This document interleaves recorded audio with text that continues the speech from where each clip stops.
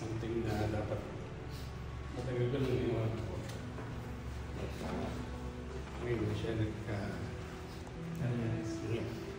and salamat sa Diyos dahil dito ba sa lugar na ito with this special occasion and managed to do this. And we are truly blessed. Mayra, gusto mong sabihin sa iyo kanina?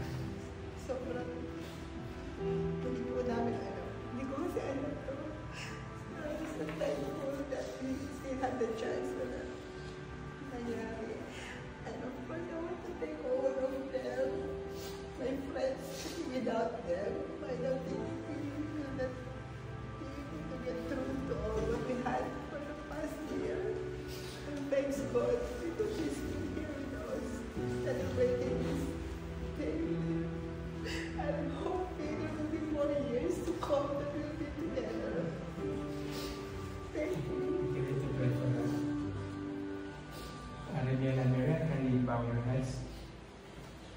Wala hanggang Diyos, Ikaw lumikha at tagapagtaguyod ng sangkatauhan.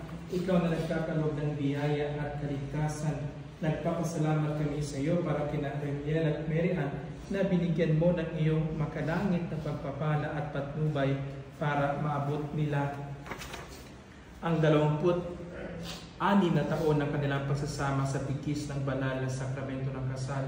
Sa aming pagdiriwang ngayon, isinasamo namin na ipagkaloob ng iyong biyaya sa iyong mga anak na sina Rebel at Mary Ann upang sa pamagitan ng tunay na katapatan at pagmamahalan ay patuloy nilang igalang at ingatan ang kanilang pananaw sa isa't isa sa pamagitan ng iyong anak na si Jesucristo na aming Panginoon na nabubuhay at naghahain kasama mo at ang banal na Espiritu, iisang Diyos, ngayon at magpakailanman.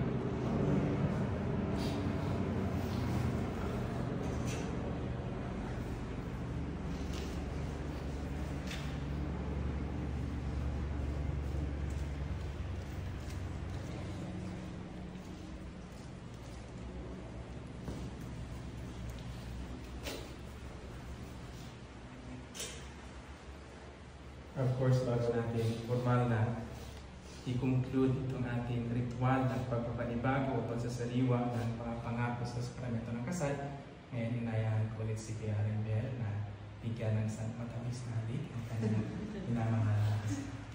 Wala pa kayo.